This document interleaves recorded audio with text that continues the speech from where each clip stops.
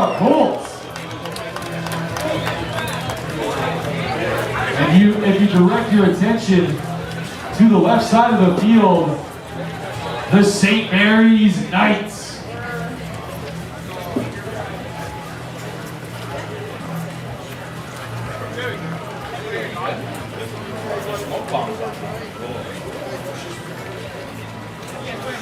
She comes up.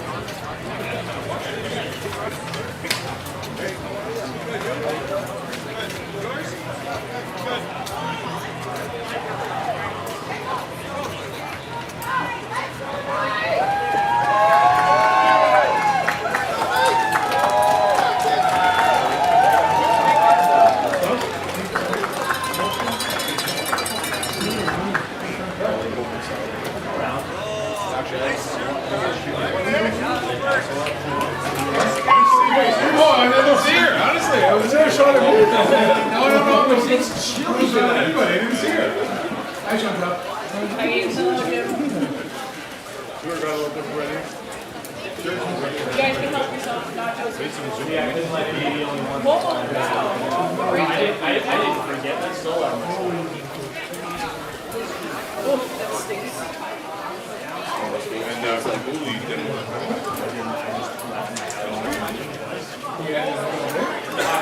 but it was nicer. Oh, you're good.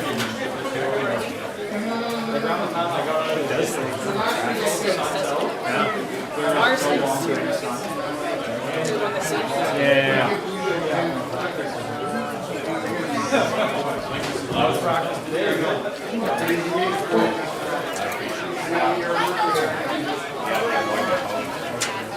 Yeah, I was so upset.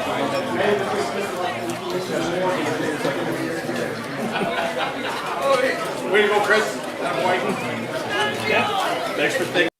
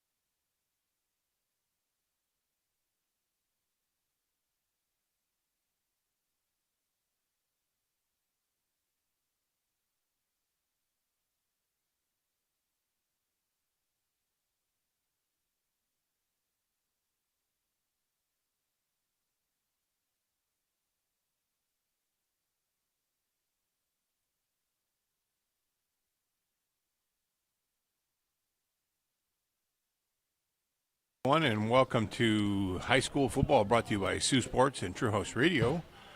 My name's Ray Bazwa. I'm joined tonight by JB. We're back together again after a brief hiatus, and we're going to have a great game tonight. We have the Korah Colts versus the St. Mary's Knights in junior football action here at John Wayne Flott Fieldhouse, and expecting a really good game tonight. I think these teams match up very well. They definitely have the roster that looks like about 60 kids on each side, so there'll be no lack of players. John, any thoughts on this evening? Yeah, I'm excited to watch tonight's game. This is my first chance to watch both of these junior programs here this year. It's been mostly the senior loop that I've been following, but when you look at the score lines from these two matchups, these two teams have been pretty even so far through two encounters. And this is maybe the closest we've seen to this Korah dynasty in junior football being matched. But it's a big difference between catching the Kings in the regular season and finishing the job in the playoffs. So we'll certainly see if Coach Bonifero and group have this young crew ready to take down the undefeated Korah Colts, who haven't lost a game since before the pandemic.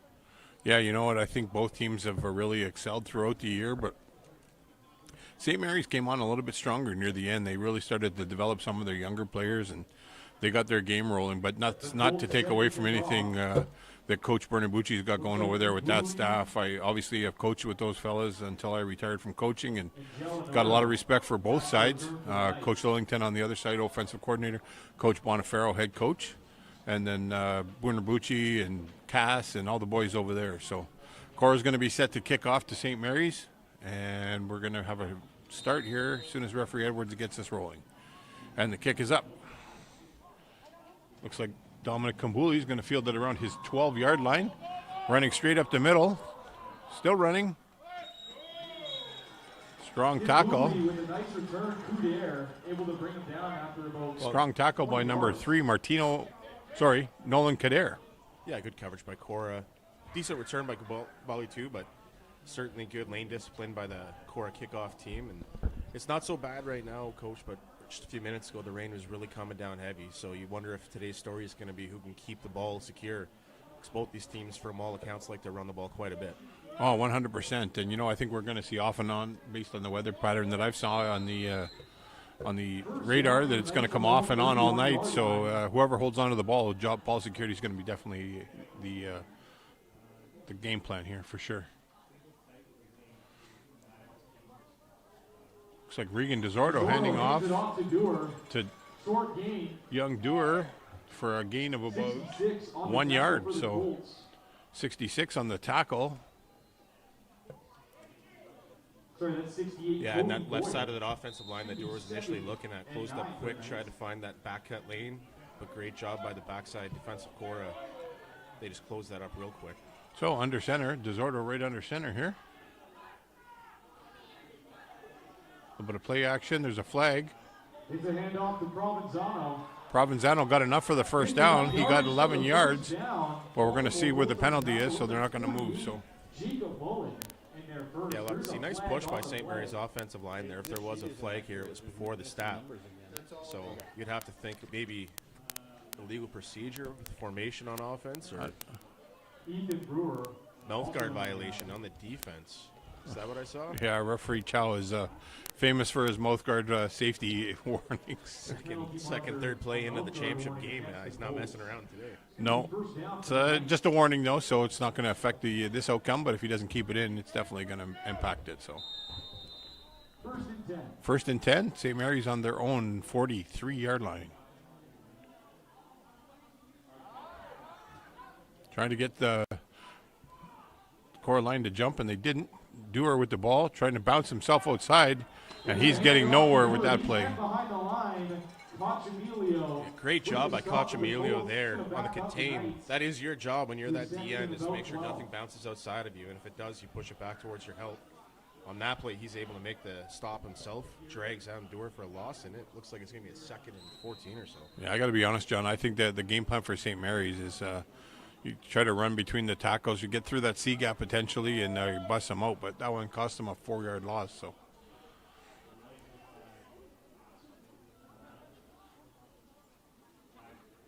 A little bit of counter here with 55 with the run this time for St. Mary's. Ashton Newfield, and he gets about 3 yards on that carry. Yeah, it'll be interesting to see these two teams feel each other out when you face each other for a third time this year, and it's these kind of stakes. Both teams have watched a lot of film on each other. We'll see what adjustments are made and if anybody comes out with anything fancy and new here today.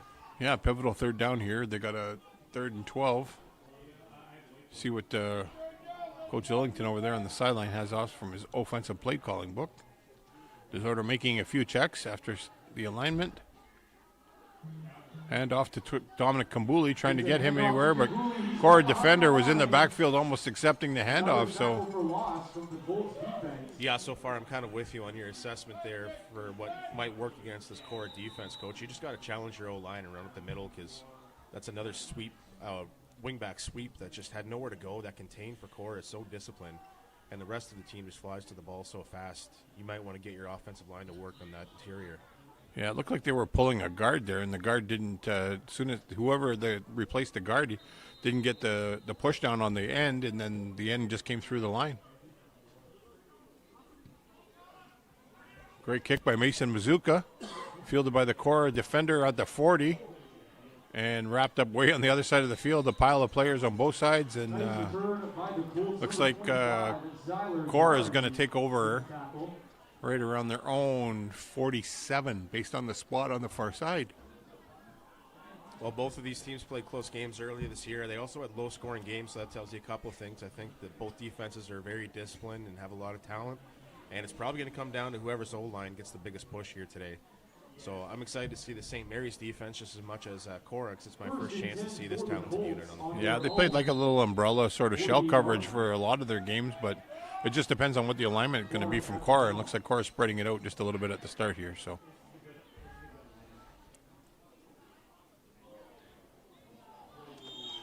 handoff. Oh, no handoff. Clark is the quarterback in that scenario, and he gets himself about 7, and he's not on our sheet here, but that's who that is. Yeah, I've played a lot of football over the years with his dad, Alonzo. I was his lead blocker for quite a while in the Steelers, so it's nice to see them getting him involved in this offense. Nice little QB keep there in their single wing offense. He had a whale of a game the last time they played, so expecting big things out of him tonight. Handoff in the inside, looks like 22. Caleb Leighton with the carry. It's a handoff to Leighton. Couldn't get away from Deacon Desjardins. You're just kind of waiting to see which one of these O-line get their motor rolling and start to create some push, because that is going to be what the difference is here today. I think two really sound defensive units that really fly to the ball. It's going to be who can get the push at the front of the trenches. Yeah, well, Deacon Desjardins was able to pull him down, and they lost another couple yards on that one. So we got a 3rd and 8 here from the shotgun. Oh, I don't know what happened there. It looked like he stepped right out of his shoe almost. He got to the line, John, and he just kind of stopped at the line, and then the guy tackled him. Yeah, and Luke Cady came firing off the edge, and I think it kind of surprised them a bit. And instead of running through the contain, he kind of just dropped right there in the spot and let the tackle take place. But don't take anything away from Luke Cady. A great job with his timing on the edge. Oh, well, you know, that Cady family, they're all known for their stoutness on defense, and no exception here to the rule with young Cady out there. Luke Cady making the stop. So Korah going to be punting. I think that's Nolan Kader with the kick. Fielded by, is that Mason Mazuka on the far side there? Able to get up to the 43-yard line before I'm brought down by the Korah defenders. Very hard for us to see those white numbers way on that far side of the. But it looks like, based on the feedback we got up here in the booth, Martino Camacho-Emilio was able to bring him down. So it's going to be first down for the St. Mary's Knight on the 44-yard line with 7:12 to go here early in the first quarter. Yeah, you have to remember these grade 9s and 10s. This is a jittery day football for them, their championship moment. So we'll see if one of these offenses can settle in. If not, both can settle in now that they got that shaken off. Yeah, first series all gone. Ready to roll. And there's the handoff to the workhorse back, Provenzano, but having nothing to do with it was, I'm not sure who that was, but 28 perhaps? Yeah, it looks like it was Reed Gordon. No, Reed Gordon apparently. Number 9 on the interior, but I'll tell you, Adam Provenzano had a whale of a couple of games, the last 3 games, and if St. Mary's is going to have a legitimate shot tonight, he's got to be part of the feature. So from under center, handoff up the middle. It's a handoff to the big man for the Knights, Matthew Circelli. Yeah, we've only seen a couple of plays so far. Another short run there for St. Mary's. It really seems like the game plan from Korah's defense is gap discipline. Have your D linemen fire into a gap and hold, and let your linebackers make sure that they know what their assignment is as far as what they're covering, including the edge contain. It feels like they're really challenging St. Mary's to try and get the ball out in the flats. Yeah, Korah's really stacking the box right now, so they got, looks like they got 7 or 8 in the box here. Zordo had to drop the ball right into Vin Volpe Segal's hands, and he couldn't reel it in. That would have been a tremendous play, but unfortunately he was unable to reel it in. Well, plays like that, play action, are going to be there later in the day too, because like we mentioned just the snap before that, this Korah defense is stacking that box. They are committed to trying to make St. Mary's throw the ball. And Volpe Sagal, he might get another chance later, and I'm sure he's going to be determined to make up for that loss, or that drop right there. Zuka back deep to kick. Able to get it away. Fires a line driver to the far side of the field. Oh, he's busted a few tackles and brought down number 4. Martino Cacciamillo was brought down by number 97. Ethan Elliott, and along with Matthew Circelli. So Korah will now take over on their own 51-yard line. I like that return by Cacciamillo. At first, he was trying to bounce it outside, but he saw a blocker there for him, so he cut it back, turned it upfield a bit, which is something you're always trying to get young players at this age to do, is take that opening up the middle of the field and take the yards, and he didn't bounce it until he got a good gain. So I really like that at this age. It's hard to get kids to commit it to turning up the corner.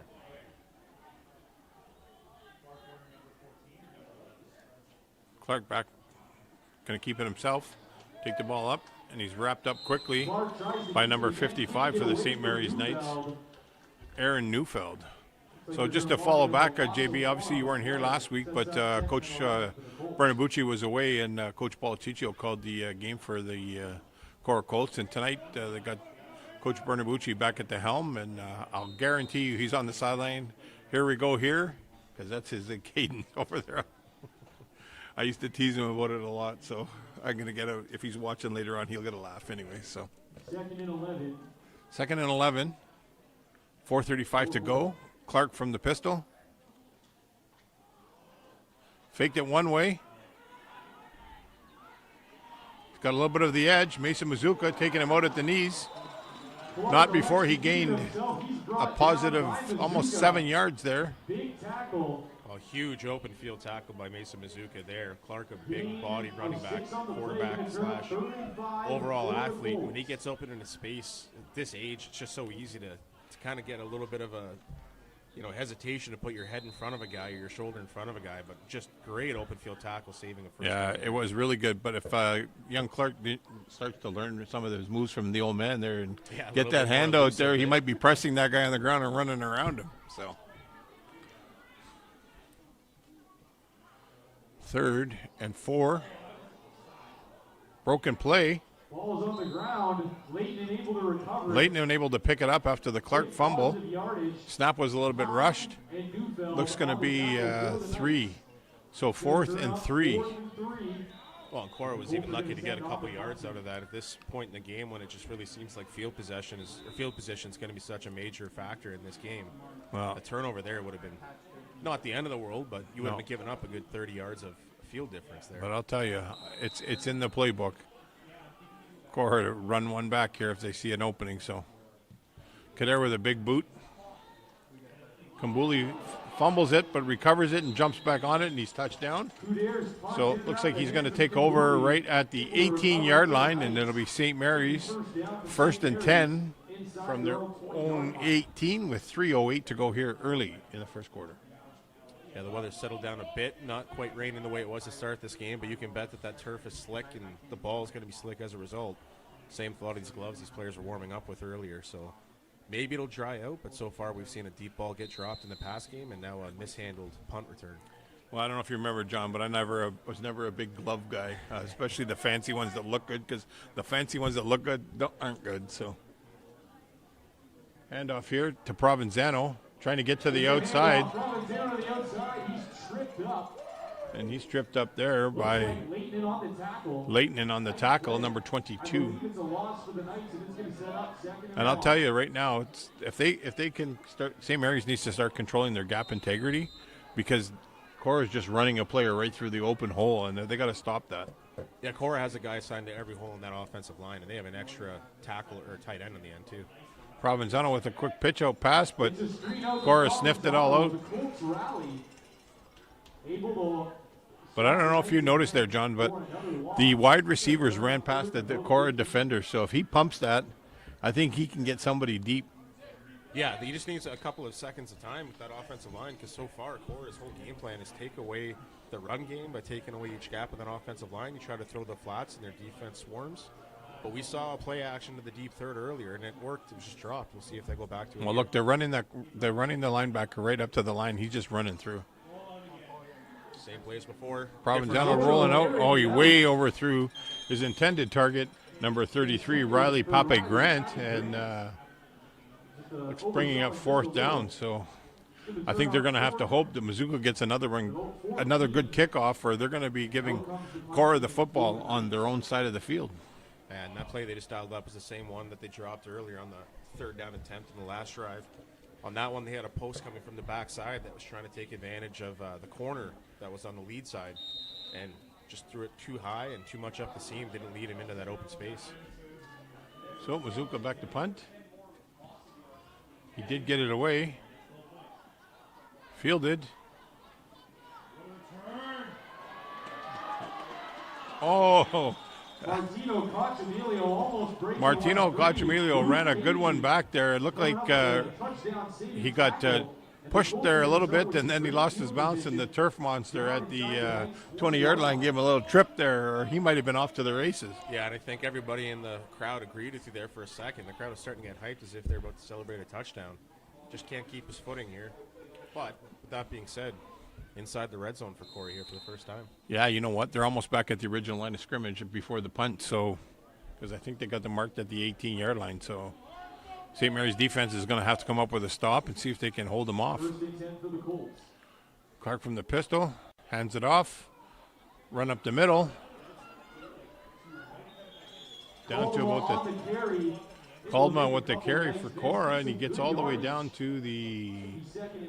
Oh, the referee's doing the hokey pokey for me here.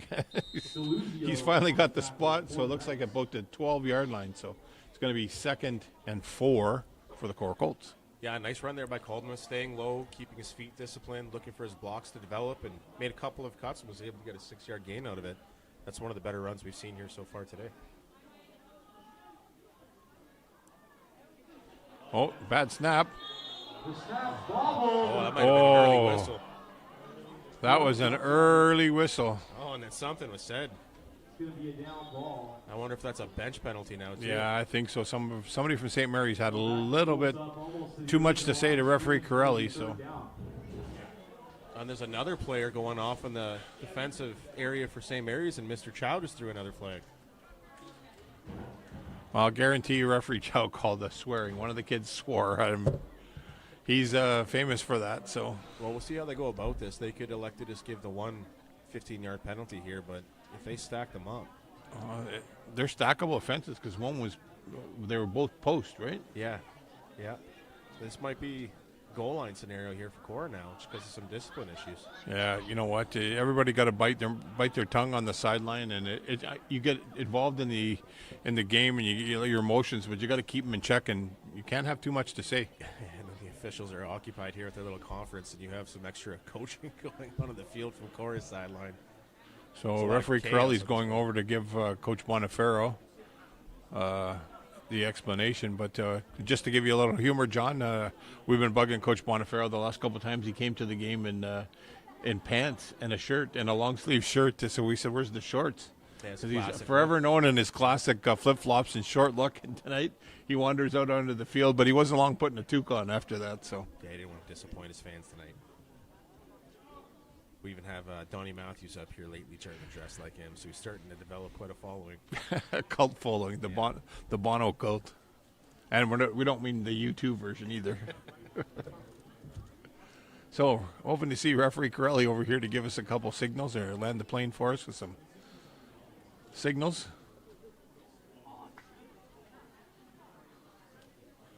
Him and referee Hazelton and referee Edwards are all having a big chat here, so.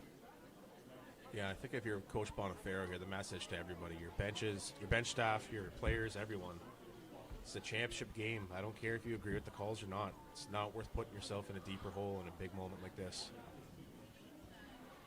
It looks like they're only going to apply the one. He pointed to the head. I don't know. Referee Corelli is usually great by giving us the signals here. I'm hoping he's walking this way. Yeah.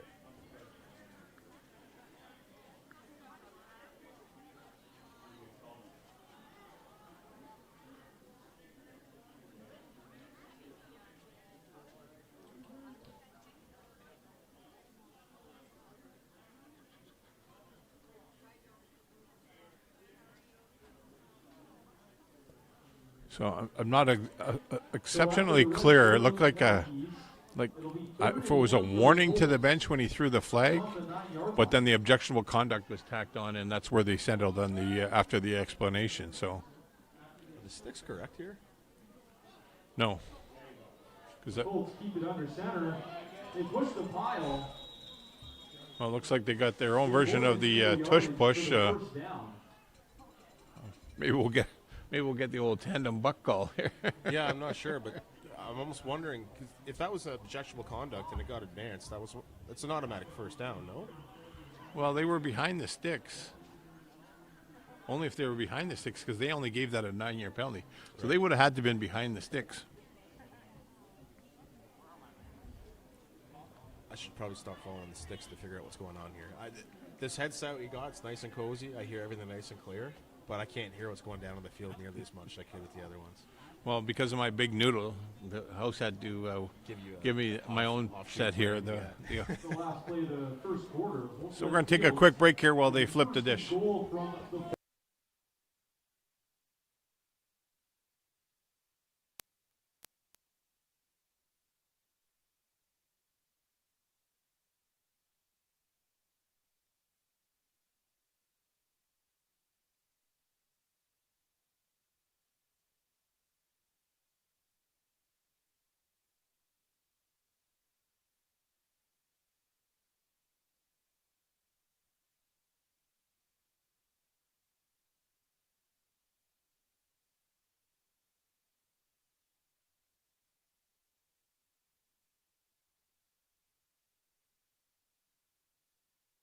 Okay, folks, we've flipped the dish here, and it's going to be the Korah Colts lining up just inside the 5-yard line around the 3 or the 4, going for first and goal.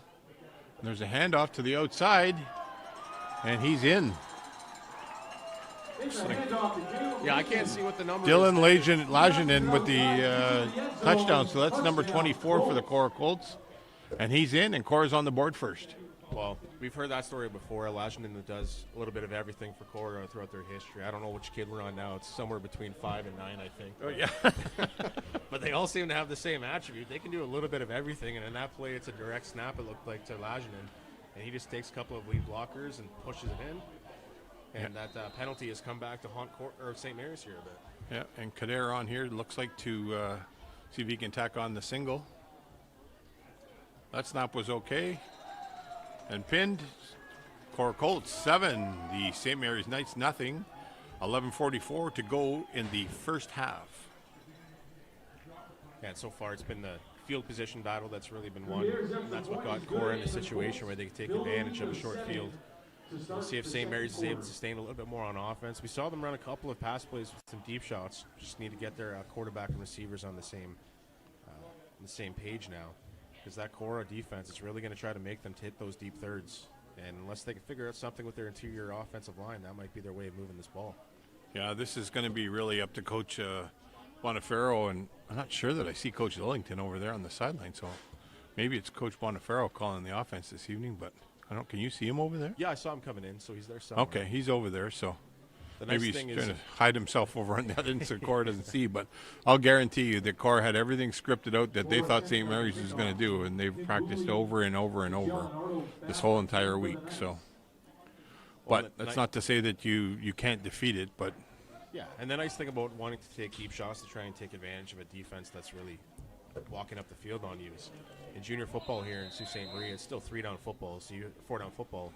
So you get an extra shot if you take a chance downfield and you miss. this kick looks like it's going out of bounds, and it's going to cost the Korah Colts some extra yardage. That's going to move up to give St. Mary's some significant field position here on this kickoff. Yeah, and they need that. That's one area where they've lost quite a bit here today is the field position battle. They've started pretty deep in their own end each time. And unlike Korah, who got a pretty deep start into St. Mary's territory on that last drive, they're going to have to build their own tempo here and get some stuff moving. You're going to have to give a little shout out here to referee Chow and his shiny shoes. I always tease him that they're not shiny enough, but he's got them nice and sparkly tonight. And a little bit of the rain wetness is probably helping him out a little bit. Decked out in pink, which much of the officials are for Breast Cancer Awareness Month as well. So St. Mary's under the center, sorry. Back to pass. He's got a receiver open, but he underthrows him. So his intended receiver was Volpe Segel, and just didn't able to get the ball all the way there where he needed to. Yeah, and I think that's the right idea to start testing that Korah defense deep. But if you're going to underthrow passes, you're going to end up putting yourself in a situation where you might be looking at some turnovers. So I think the coaching point there is don't throw to where the guy is. Throw to where he's going. Be a little bit more anticipatory with your throw and let it go a little bit earlier. Pitch out to Provenzano on the far side. Breaks a couple of tackles. Looks like he gets about 4 yards. So it's going to be 3rd down and 6 for St. Mary's on the 44-yard line. Yeah, running outside on this Korah defense is going to be a tall task here today. They just have so much speed and so much commitment to that contain. And even when you do make a cut and make a guy miss, they have a bunch of fill backers that are coming to get you as well. If you look about 10 yards down the field, in the middle of the field, it's open almost every time. Provenzano busts one out to the far side. He's on a run. And he runs himself out of bounds. Well, nothing like proving the announcers wrong. Eh? Nice pitch outside, and Provenzano takes it down, 30, 40 yards? So that's the first time we've seen Korah break contain here today, and I couldn't quite see if there was a good crack block on the edge or something that freed that up. It looks like, it looked like the defender had, not Contamilio, but whoever was on that side as the backer. I think he had a little peek on the inside. He got caught on a little bit of a fake look there, but I said if St. Mary's is going to have a shot tonight, it's young Provenzano is going to have himself a whale of a game, and he just turned it on and got them a whole bunch of yardage here. So pivotal point here in the second quarter. Hand off to Dewar. And goes nowhere. Met in the hole. Several Colts there. Looks like Contamilio again on the tackle. He said his name quite a bit last week, and it's again more tonight. If I'm Coach Lillington here, this is where I'm taking my shot with the pass game. I'm not going to wait till 3rd down where Korah can adjust their personnel. They're going to stack that box, and I'm going to go play action here. I noticed that when Dewar ran through the line, he kind of let up on the gas. I think he just got to keep running as fast as he can. He's quick, so he's got to utilize that. Pass for Kambuli. That was, I don't know if that was just well defended or he jumped up. It looked like he had an opportunity to get it, but. Yeah, I think it was a mix of a couple of things. First of all, it's definitely a jump ball 50-50 scenario. Bully maybe can get his hands a little tighter and high point the ball a bit better, but that defender was able to get an aggressive attack on the hands as well. I think if you're going to do that, you got to have the receiver run across the face of the defender, right, and let him get to where he's got a target, he can get the ball. So 3rd down. Fake pitch out. Pass to Volpe Segel. And it looks like he's got enough for a 1st down, if I see the spot correctly on the far side of the field. Going to be close to 1st down yardage. Yeah, those two far corners are the hardest for us to see from our angle, but Definitely looks like it's right around that. There it and is. They're going to give it to him. Yep. Nice. Referee Edwards is indicating that that's a first down. St. Mary's looking to answer back here, deep in core territory. First and goal for the Knights from the Colts 9-yard line. Timeout. And Korah will take a timeout. Okay, we're going to have a timeout. Send this to the booth.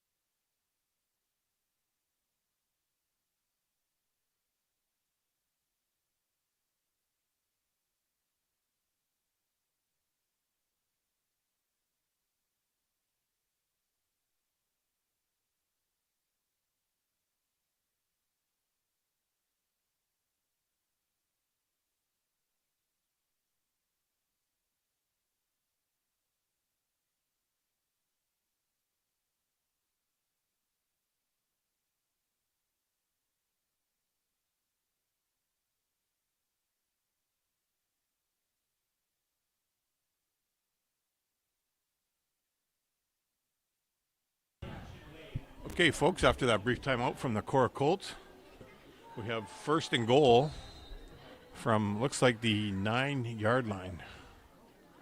Handoff to Provenzano, trying to make his way through, busts a few tackles, and he's in. It's a touchdown. St. Mary's Knights are on the board. Well, you talked about earlier in the game, Coach. Provenzano was the guy who carried this offense last week. Really exploded on this drive with a couple of big plays, including that one, just following his tackles, or blocks in between the tackles, scampering between a couple of arm tackles, and found his way into the end zone. We were wondering if St. Mary's was going to be able to settle themselves down and get something going on offense, and they sure did on this drive. Yeah, for sure. William Watts here on to see if he can add the single. It's down, and it's through. We got a tie ball game. 7-7 with 9:13 here to go in the second quarter. Man, that feels like a long 5 minutes of this game, doesn't it? Oh, it sure does. You're thinking 4-down football, that clock could be moving faster. Well, you know what? There's been a lot of running, and they're really, just a couple of minor penalties here. It seems to be sailing through. We started at 7:30, and we're 8 o'clock, so just can't complain that much. Not trying to rush this moment either. I know most of the fans watching out there today are parents getting to revel in their child's first championship game in high school football. At least for the St. Mary's group, that could be the case for half of this Korah staff, or Korah group, looking to repeat this year. Yeah, it's, you and I are actually well-versed, and I bring this up every broadcast. It's they have so many kids on each team, and, some of them aren't going to see the field tonight, and that's where there maybe the opportunity is later on in the upcoming years for them to start balancing these schools out properly. It's Scott Emilio and I believe Leighton back to return for the Colts. Watts with a little chip shot kick over top. Bound. Oh, look, he got up on before he picked the ball up. Great run back by number 22, Caleb Leighton, and tackled by Mason Mizuka. Yeah, great job by Leighton not to panic there. When that squib kick comes out, it's oftentimes hard to handle, especially when the field is slick like it is here today, but kept his composure, got his eyes up quick, found a couple of blocks for him to cut under, and turned it into quite a decent return. So the Korah Colts are going to take over at the their own 39-yard line with 9 minutes and 8 seconds here to go in the second quarter, aka first half. Oh, it is the second quarter. I was looking at the first quarter mark up on the board. And I'm like, why is this game taking forever? Clark with a hitch pass backwards, and that was a good thing there because Luke Cady was reading that all over that, and good that he came down with it. Yeah, and that's one of those ones where if you're a running back, you almost sometimes want to knock that down if you know that the defense is closing, but that was just at that line of scrimmage where you couldn't risk it being a backwards pass and it going down. So, I mean, at the end of the day, a good job securing it, but St. Mary's was all over that one. So, second down, after that was a 4-yard loss, so second down and 14. Oh, that was offside, but it sure looked offside. Oh, Had he kicked that ball out a little further behind his blocker 81, he might have had more of an opportunity, but Caleb Leighton kind of just ran into the St. Mary's defenders. Yeah, as that buck sweep developed, it looked really promising. They had a couple of guys get out in their pull blocks, get into space. It looked like they had quite a bit of the edge to take advantage of. Yeah, I just think that he could have got a lot more. Yeah, following his blocks there. You know, you just tell them to keep your hand on the hip, and whatever way he turns, you go the opposite way. So, 3rd down and 9. Korah from the pistol again. Time clock violation, and that's, I got to talk to Coach Bernabucci after and ask what his thought process here, but having him run all the way across the field to hear what the play call is not conducive to what he's got going on. Yeah, so. And you have to think that if Mr. Corelli's calling that penalty, he's giving them warnings. I know that I've been on the field at times where officials will always tell you you're pushing it, the clock's getting short on you, got to speed this up. And for him to throw the flag and signal it the way he did, that to me says he got a warning in there before he did that. Yeah, Coach Bernabucci's terrific coach, but him and I used to butt heads about that. I'd be saying, get your play in early. Like, they got to know what's going on here. Is that a timeout? I don't know if the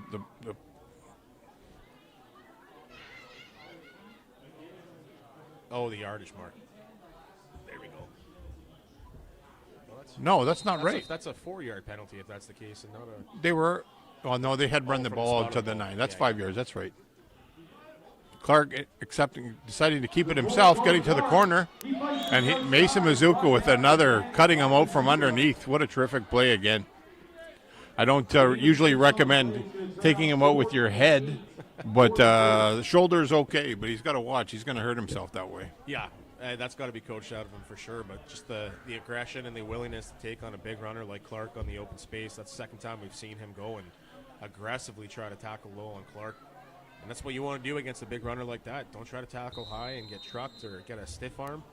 Great job there. Just a little bit more form and fundamental by getting your chin and head out of there.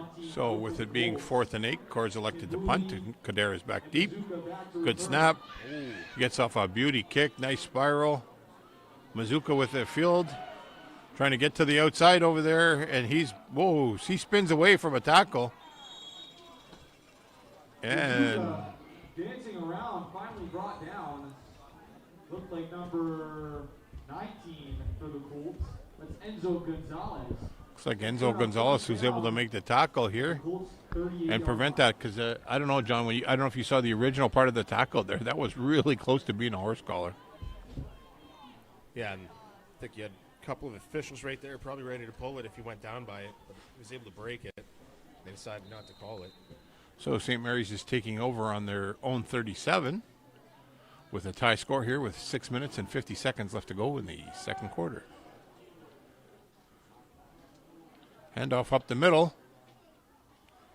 He's still going, and that's Provenzano out in the middle trying to get away from everybody. He's going to go all the way.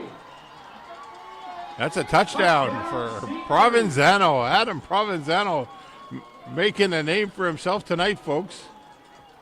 Yeah, this is the coming of age moment for him these last couple of weeks, and here in a championship game, really starting to cement themselves as a potential future star for St. Mary's at the senior level too.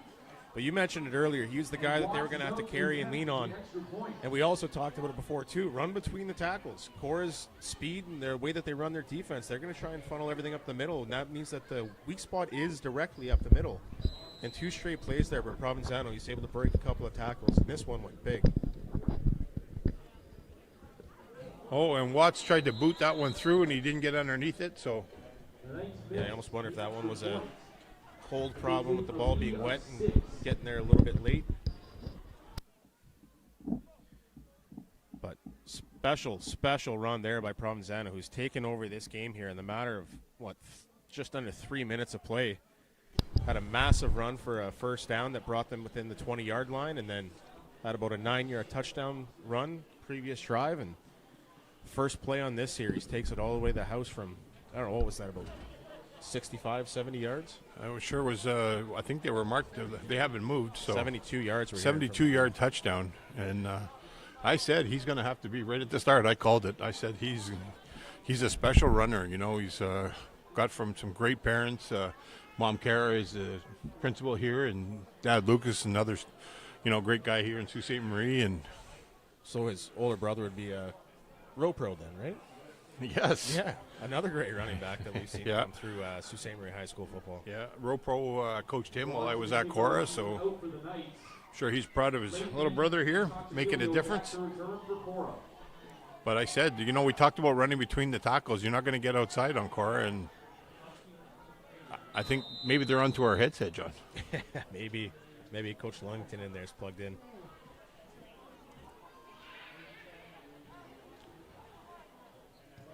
Mazuka to kick it off. Oh, and it's I don't know how he was trying to catch that one with his knees, but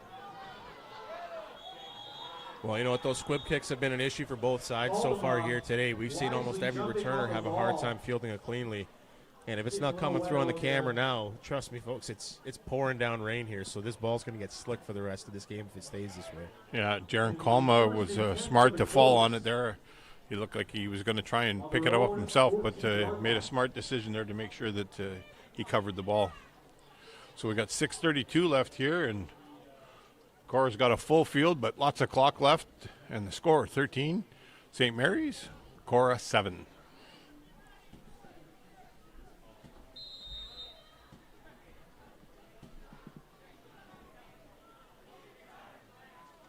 From the gun, a handoff here.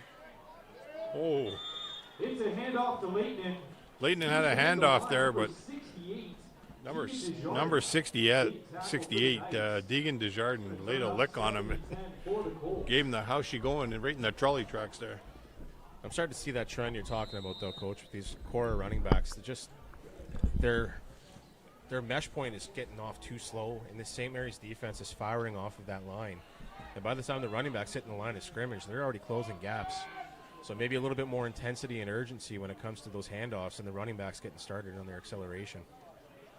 Well, it's almost like they just heard you there. That was a little bit better, right off the gut. And it was a nice strong run for about 8 yards. Good gain. I'm not sure. Huge hit by number 55 from St. Mary's. My goodness, Ashton Newflair. Leighton there with a strong run and great tackle there by St. Mary's, but it's now, it looks like 3rd down and 2.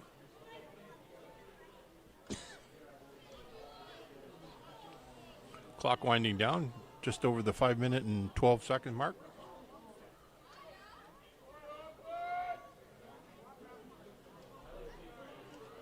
Clark trying to push his way forward for the first down. Looks like he's awful close. Looks like Clark kept it. And based on the linesman standing, it looks like it's going to be just enough. We're just seeing if the spot on both sides is the same, so it looks like it's first down for Korah. So Clark able to push his team forward for the first down. About 4:30 left to go in this half. Still plenty of time for both of these teams to get the ball back if Korah can march here and advance the ball for a score. You know, we were fortunate enough with some terrific weather almost the whole year, and as soon as you get to the playoffs, here comes the rain. Classic Sault Ste. Marie playoffs. Clark with a hand off there. Must have been, looks like it was Coleman again. Handoff up the middle. Can I hear Coach Grande over there telling somebody on the line to push somebody around? Coaching the kids up from as far away as he possibly can at this point. Complete opposite side of the field.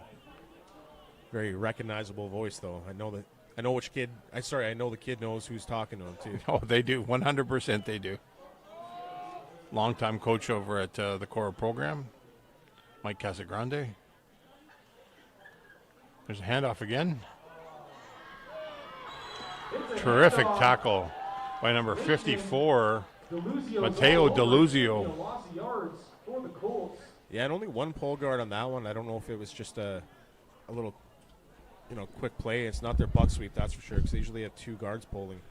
And on that one, they could have used an extra, because St. Mary's flowed to that play really well. Yeah, at the first quarter there, it was like Korah had the playbook of St. Mary's, and now it seems like St. Mary's has the playbook of Korah here. So maybe the jitters, like everybody doing their homework, and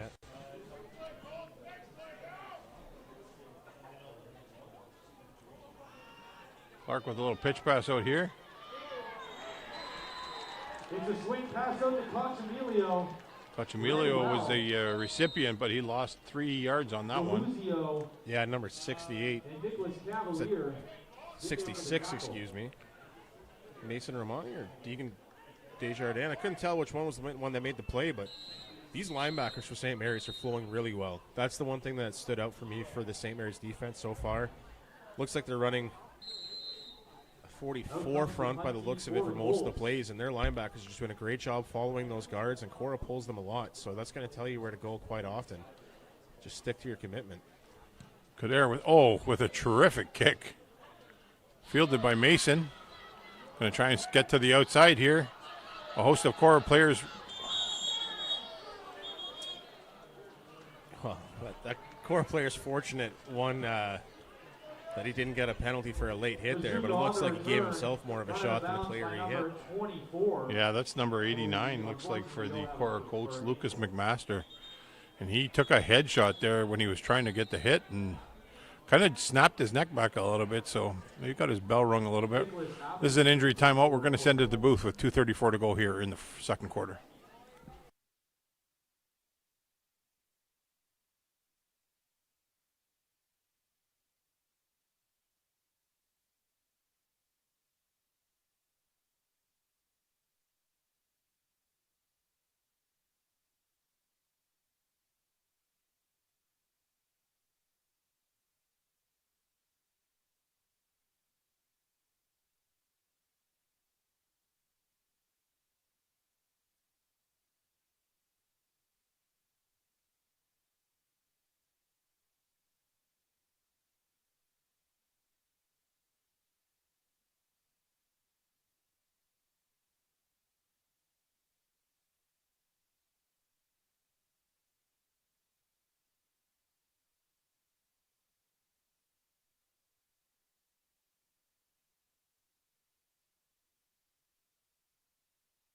Okay, young fellow walked off on his own power, so Mr. McMaster should be good to go for later on in the game. St. Mary's first and 10 from the 55, and guess who's got the ball again? Oh, he's cooking now. Oh, my goodness. Provenzano broke another tackle.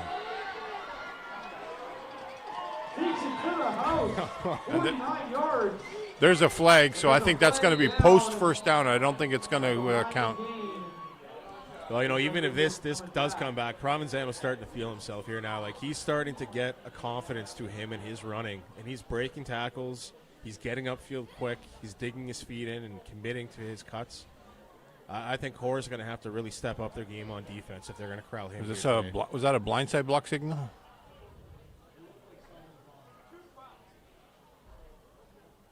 Yeah, it's hard to tell. A bit of a conference from the officials here.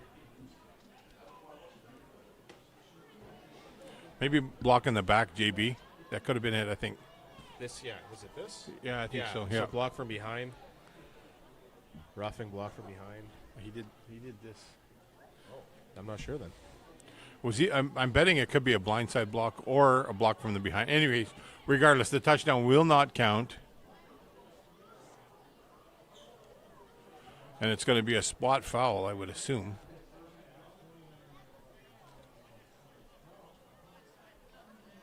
Blindside block. Yeah, I did hear that one through the earphones this time. All right, so I did get it right. So it was a blindside block, and it was after the first down. So they're going to go where the penalty was assessed, and it's going to be first down for the St. Mary's Knights on the 35-yard line with 2:10 to go here in this first half of the game. Provenzano gets the ball after that run. You might want to maybe give him a little bit of a break after that long run.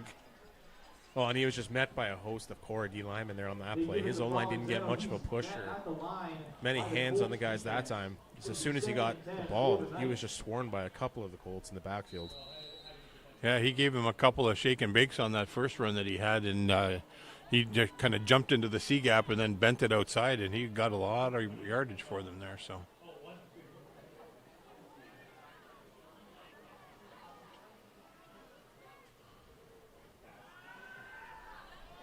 Ball passed up, and the receiver's open. It's caught. Volpe Sego with the bomb. from Regan DeZordo from the 30, probably 38-yard line, and it's a touchdown, St. Mary's.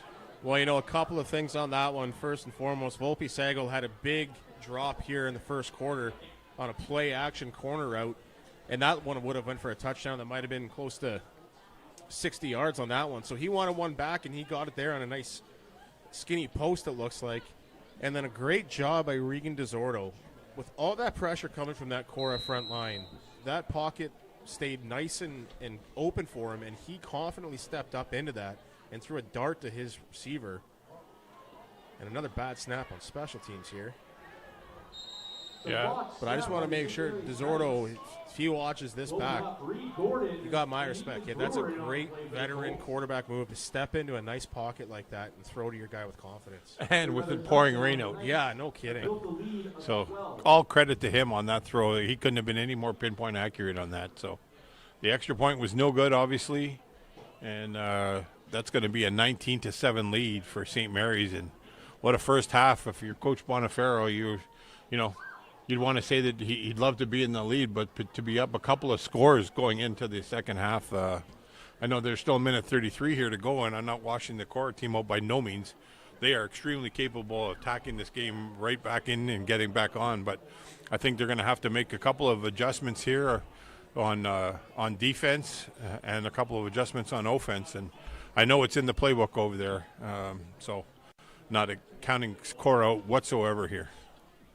No, we saw it last week in the senior semifinal, too. A big lead doesn't mean much if you can't close it out. So if you're Coach Bonifero, the messaging's just different now. It's not about settling the nerves and believing in yourself. It's about closing the job. Yeah, one play at a time, right, Coach? Here's a run back. Strong run back. Fielded again by Caldema. Caldema all the way up to the 46. Up to about the 45. Will be first and 10. I think they're spotting 46. Referee Chow's got 45. That's Jarrett Sullivan with the 46 it's going to be. So great starting field position. I think Coach Bonabucci's got one or two timeouts left, and they got a minute 28, which is a lot here in junior football. Yeah, the clock's going to stop after every play. If it's a run play, it only starts up again once it's whistled in. If it's an incomplete pass or out of bounds, it's up to the Whitecap official to lower his arm to start the clock. So it definitely moves slower at this point in the game.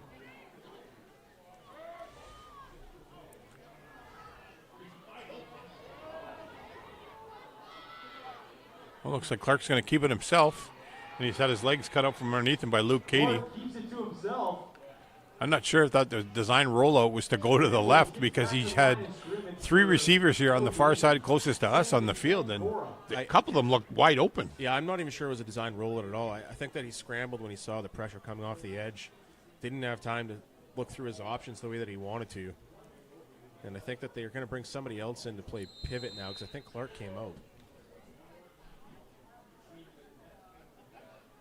Well, this will be an interesting turn of events. Clark went out, potentially injured. Looks like number 8 coming in, Ethan Brewer, potentially. Going to get rushed to the line. Under center now. Looks Brewer like coming in at quarterback now for the Colts. Brewer, straight out of the gates, throws a dart down to the the 48-yard line. Wow, right off the bench to a perfect throw. Yeah, and you know what? That would have deceived anybody, because they came out in a traditional wing T offense right away with Brewer at quarterback. Under center, 2 backs with a tail and a fullback, a wing back. It looks like a full-on run formation, and it's immediately a 3-step drop pass and throws a corner out of it. Ethan Brewer, what a tremendous pass right off the get-go. If they can get that young man hot, that's going to definitely help both their run game and the pass games here. Well, if they can pass out of this traditional wing T formation, too, then they're going to be a real problem to stop here in the run game as well. Brewer reaching out. He's got another person open. Oh, through the hands. James Ewell was unable to bring that one down. Great coverage there by Mason Mazuka and number 56, Nicholas Cavalier. Well, you know what, though? Another great throw by Ethan Brewer. That was a place where only his guy could get it. He gave his guy a chance to highball it, or to high point it.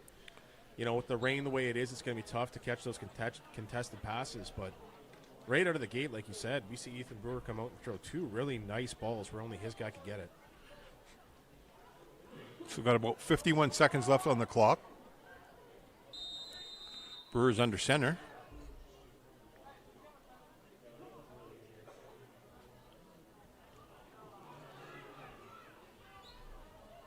Oh, another one off the hands of his Brewer receiver. looking for Ewell again. Ewell had that right between his hands again. Complete a second time. My advice to him is go take those gloves off and don't use them. Yeah, not in this weather. And another good. Because those look like they went right through his hands, and those balls are just skidding off those.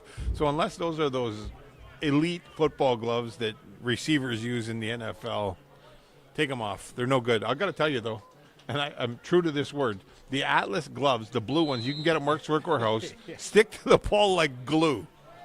I have a funny feeling I have seen Steelers running back in the past, Steve Heimo or something along those lines when he needed a backup option. Brewer with a fake handoff. He's got a receiver open. Great defense there. Oh, might be a little early. Pass intended for Kalen Nels. You know what? They've run Batted away. They've run the same play on two occasions here on the first three, and then that one was a pretty similar route scheme too. On the play. And I just feel like their routes are crowded right now. I don't know if there's the guys that are running the unders are not, staying shallow enough or something's up, but it's just crowding the St. Mary's defenders around those routes too. And it It's is a leading pass to lot interference. and it's leading to a lot of contested catches here. So I'm wondering if there isn't some adjustments there, just because this is probably a package they weren't planning on running a whole lot this week when they were going to run with Clark out of the single wing. Yeah, well, this is we had a play call down here earlier when St. Mary scored. There was a big penalty that made a difference, and now this one could be this could be costly. But the defensive St. Mary's is going to have to step up, and Korah, the way they're starting to sling the rock here, especially with the rain, he's going to have to drill some guys right between the numbers so that they hold on to the football.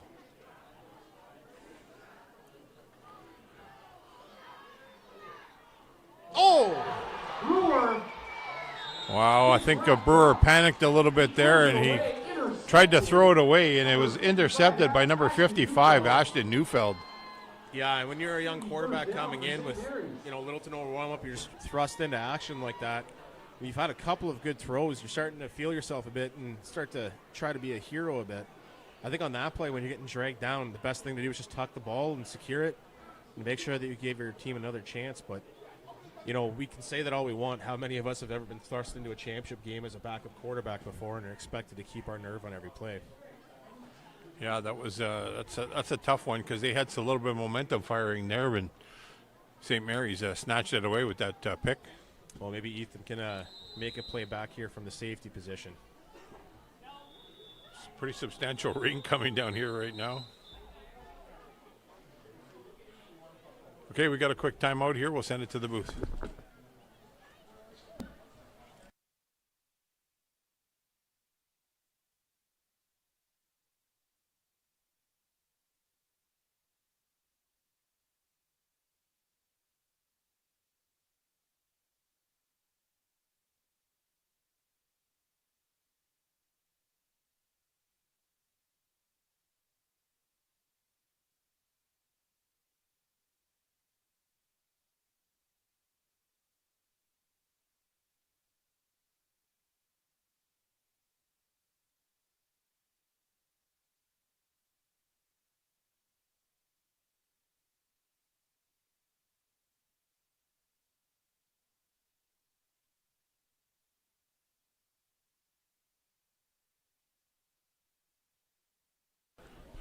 Okay, folks, after that brief timeout, I'm not sure which team called it, but it looked like Korah because they were struggling to get somebody onto the field there. They had a missed assignment. And I'm sure Coach Nizzle will be all over that, but 34 seconds left to go. I don't know why the clock started. Oh. Looks like St. Mary's is going to just choose to kneel out the clock and not make any errors here. They're going to have to kneel it twice, I think, based on that. They're a little late on that clock there. Yeah, it'll be 2 kneels in a row, it looks like.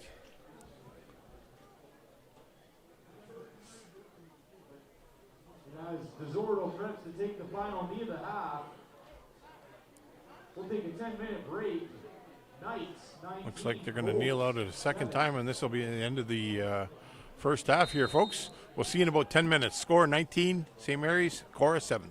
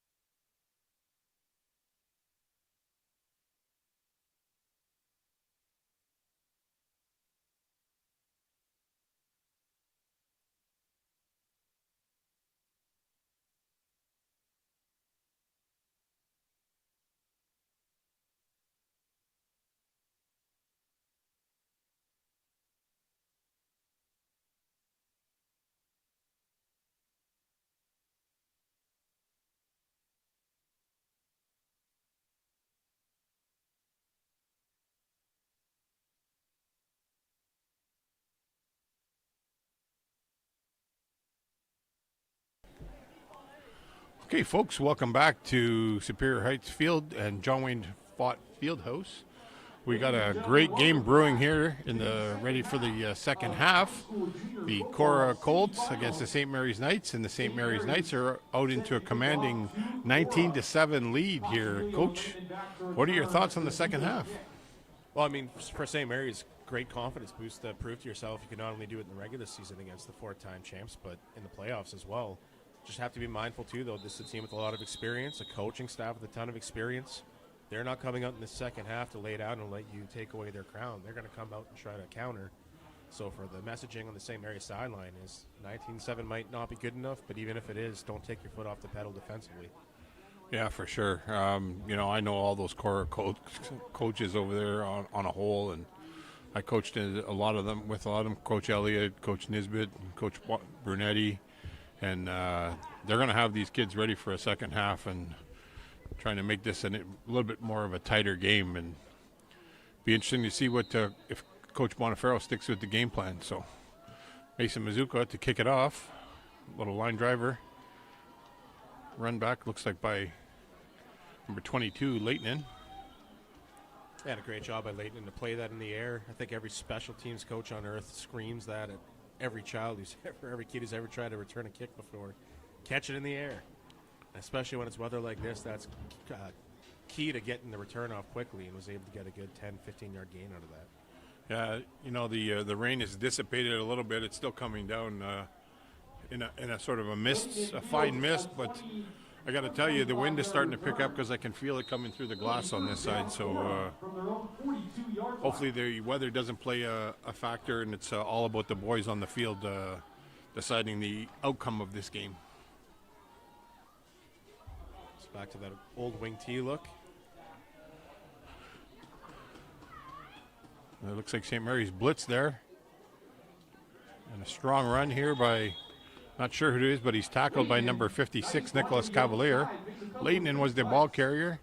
He got himself about 5 yards there, so it's going to be third. Does it go to third down now? Yeah. Second down. Clark's back on the field, though, under a pivot. He was under center that time, so running the formation that we saw with Ethan Brewer when he was out last series, but going to the ground game again with this wing T look. So 2nd and 5, early here in the third quarter. St. Mary's really timing that blitz, and I got to tell you, Luke Cady was pretty much almost in the neutral zone when that came. They're going to have to watch for that.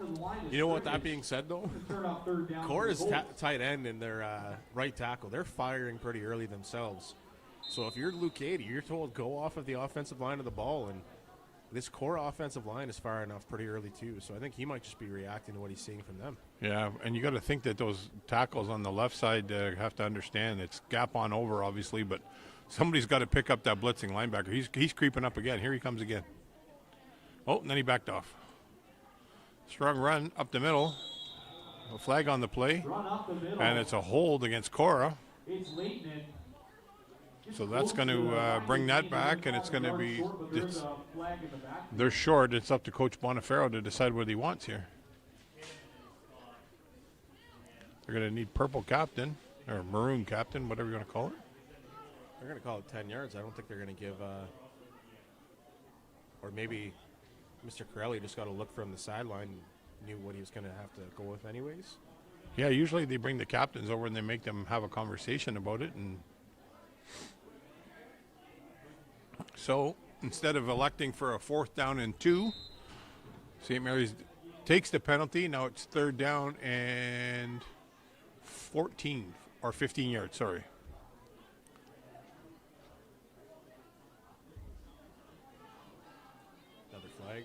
Clark tried to keep the ball there, fake the handoff. Fighting to get away from defenders. Referee Hazelton throwing a flag.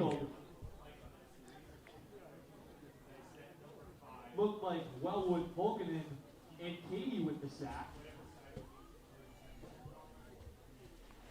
Looks like they're having a conversation with the Korah player, so whether they're accepting the penalty. You know what, if Coach Bernabucci gets in a bit of a pickle again with the timing of getting the plays in by having his quarterback run over to the sideline every time. You almost wonder if he's not just going to rotate Brewer and Clark in, because they have very different skill sets. Clark is going to be a third runner in that backfield that's going to make the defense commit to, anticipating around up the middle or to either side.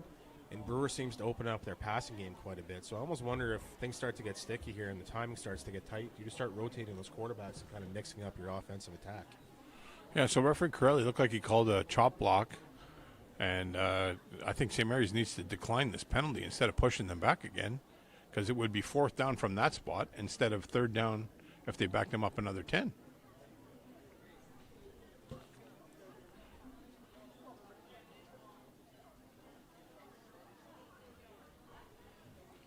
Well, I'm not sure that I 100% agree with that, JB. They had them at 3rd and 15, and it would have been 4th down and 15. Instead, now they're getting them to back down another 10 and giving them an opportunity at 3rd down to hit something.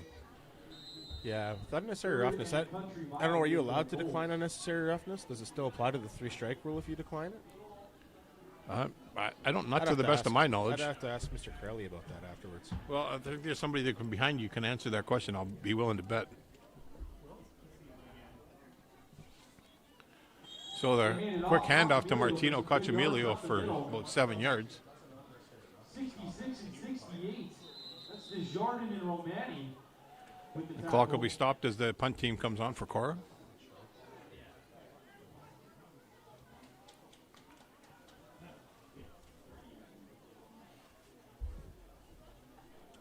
So the punt return and punt teams are on. So I asked Coach Baz behind us there. I think that he's of the same impression. It's an unnecessary roughness penalty. I don't know if you can decline just because it has to count towards the 3-strike rule. Gotcha. So Dominic Kambuli back to pick it up for the St. Mary's Knights. Breaks a few tackles. Kambuli on the return. Oh, nice hard run there by number 26, Kambuli. And that one got away from him at first on a really crazy bounce, but he was able to turn back, recover, and not only recovered, he broke a couple of tackles, and it looked like he was going to break the final one, too, that could have went for a major. But a nice return there, and what would have been field position deep in their own territory is now past the half-field mark, and St. Mary's starting here in Korah territory to start the second half. Yeah, that looked like Kalen Nels was able to make the tackle there on Kambuli. So that's a touchdown saver right there.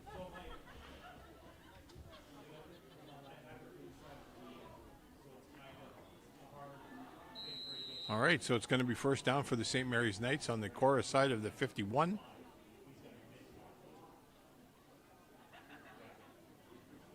Handoff to Dewar up the middle. The handoff, Dewar. Good carry up the middle. Definitely Dewar, probably one of the best athlete out of the Dewar family. He's way faster than his Uncle Mark, I think. You always have to get one in for Mark to make sure he's listening, eh? 100%. See if he's paying attention. So, good little run there by Dewar. 2nd down. And 4 yards to go. Korah sending linebackers through. Provenzano breaking tackles and getting over the 1st down yard marker. Got himself about 10 yards there. Well, if St. Mary's can keep riding a hot hand in Provenzano in this second half, that'll make the comeback inside for Korah that much more difficult. You know, it's going to run down the clock. It's going to allow them to control time possession, and when you're playing from behind in your core, you need as much time on the clock. And an opposing run game that's rolling is not going to help your case. Looks like the Korah defender. Yeah, I think he wanted to keep going, but once he took a knee and it was called as a injury timeout, he has to come out for 3 plays now. I'm not sure if he was just winded or he got. You never can tell in those smash ups how they work. So.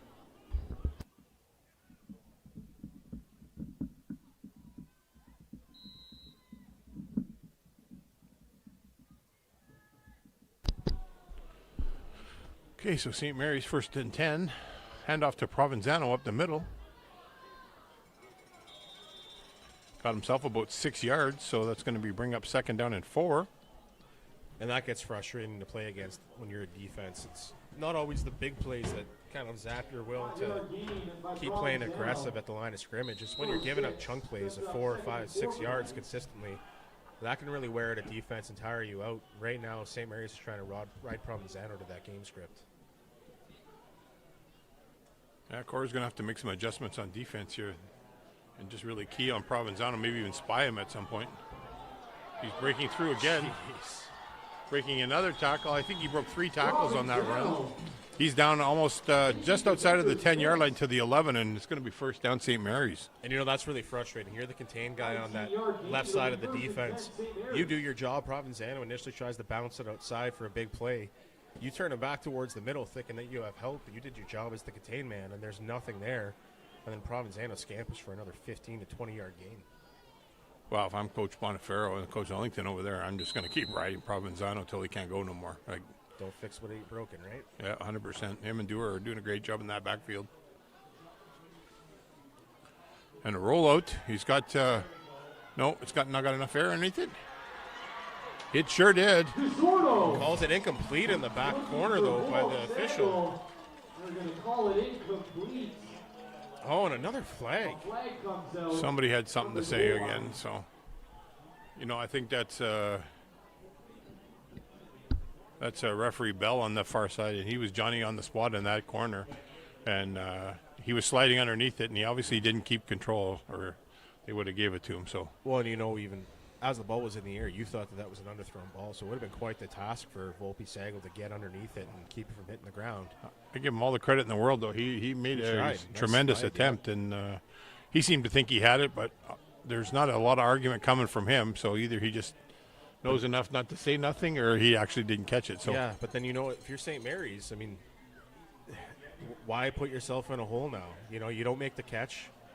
Your sideline says something, or your player says something that puts you in a deeper hole, and your kicking unit hasn't been consistent today. It's had some bad snaps. It's had some low kicks. You hope this doesn't rob you from a chance to score. There's a penalty against St. Mary's. So DeSordo back to pass.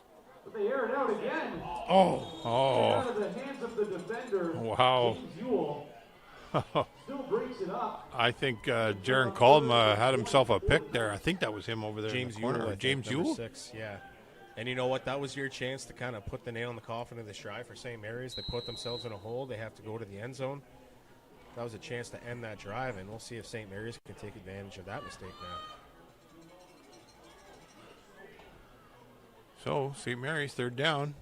Hand off to Provenzano's, getting himself outside, trying to get to that corner. Provenzano to the outside. I haven't seen the signal yet. To the edge. They're calling him just a half-inch short, but it's a first down, it looks like. I don't think that's a touchdown. I think that's a first down. Did you see any officials put their arms up? I didn't see anybody. That's what's. And I thought I saw Mr. Bell walk up the sideline and mark something, and I don't know if he's saying he stepped out of bounds or. Is this the field goal unit coming out? Well, I think we're going to have to. I don't like to assume. I was never allowed to assume it. No. I'm not sure what we're looking at here. Is this a off formation? Oh, well, they're trying to go for 2 potentially, or. The Knights out of a Wildcat set. Wildcat set there for St. Mary's. Luke Cady from the standout defender for St. Mary runs it in. Knights officially on the board with 28. All right, so the confusion to clear up here. I think that for whatever reason we didn't get a signal from the officials. That was a touchdown by Provenzano.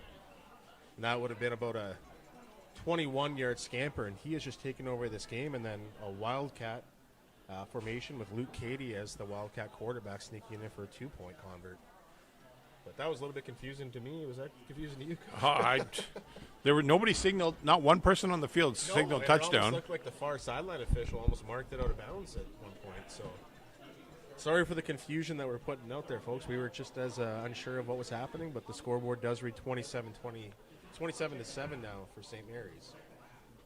So this is nearing the extremely tough to get back into the game level here with 6 minutes to go. It's not undoable with a whole quarter to go, but I would say, based on my years of experience, that this is a need to score time frame for Korah on this drive. And I don't know that it's necessarily 7 points, but they need a minimum of 3 here. And they need to get back on the scoreboard here. St. Mary's is gonna really put their foot down here. So the kick's off. Somebody's breaking wide here. Great form fit tackle there by Dominic Kambuli, and a great run by Kaldma all the way out. Okay, we got an injury timeout, folks. We're going to take this to the booth.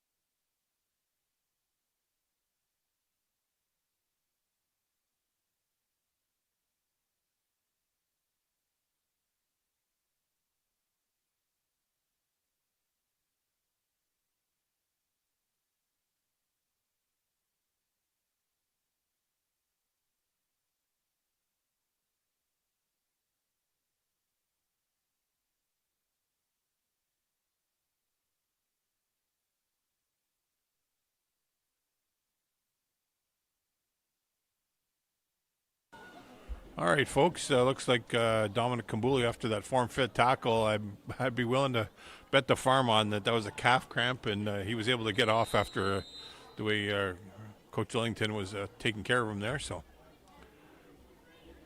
quick run up the middle here by Martino Cacciamilio,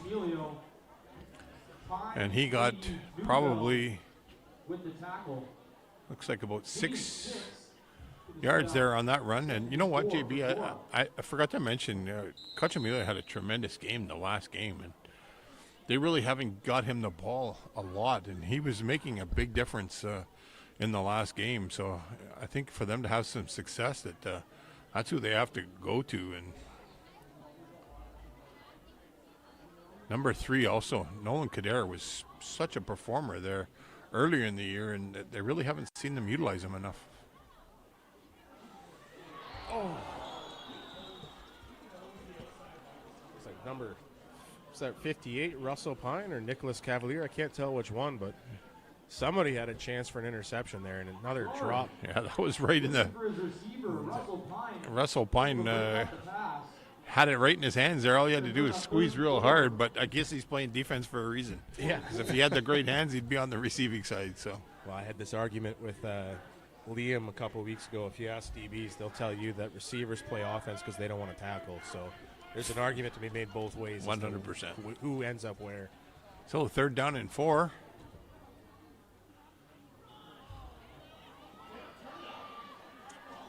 Oh, Great hits and some great runs here, folks. still gets the first Enough for down. a first down. Tremendous run. Caleb Leighton Well, brought great. down by number 55, Matteo DeLuzio. Well, what a great fight there by Leighton and to get that first down. He took a lick trying to get across that line, but he still pushed through on that last attempt and that last effort to get that extra yard. Oh, I'll tell you, I thought he had it on the original charge, and they pushed him back. So I thought he had it, but Are they going to call this 4th and... Did they move the sticks? no, it's 4th and 1. They didn't give him a good spot on that, in my opinion, based on how far he had run. So.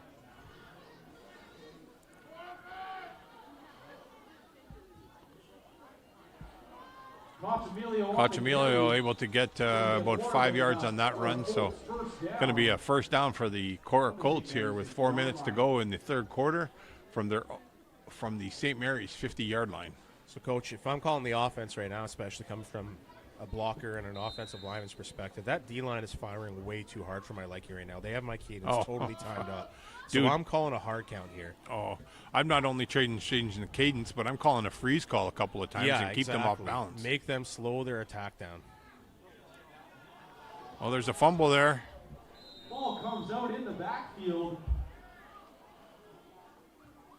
And you almost wonder if that's not the pressure that the center is facing with all the additional pressure that he's having to take on, too. When you have a blitzing linebacker or you have a pinching A-gap, and they're firing off the ball like that, you know, you need to do your offensive line a favor here and just give them something and get that D-line a little neutralized. Like you said, call a freeze or a hard count or something here and try and get them slowed down. So 2nd down and 14 after that loss. And there it is. They finally, it's like they were listening to our headset I here. wonder, does everyone on the sideline have one little spotter that's up there, down there listening to us? He's been running across that line every time, and I said they got to catch him on it, and they finally caught him on it. Yeah, a hard counter or a freeze call is a great tool to have when you have an aggressive D-line that's trying to time up your cadence and your snap. It really does give you the extra advantage as an O-lineman. So now we got 2nd down and 9.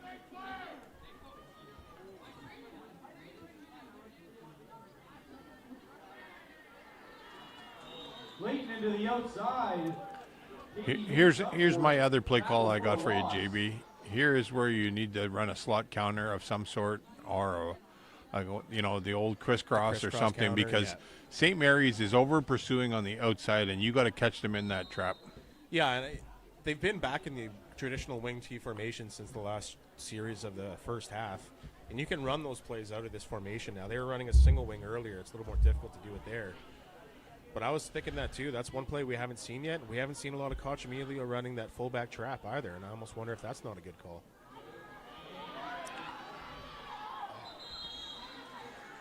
That's going to be intentional grounding. Yeah. Clark.